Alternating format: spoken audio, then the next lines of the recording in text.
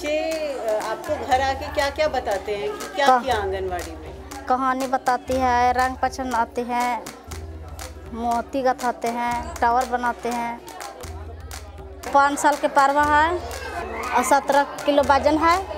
हराने है दौड़ी दौड़ी आए पकौड़ी, चुन चुनाचे तेल ने अथी हाथ ने उछली, मुँह ने पछली, अब पेट ने जाके घबराती पकौड़ी।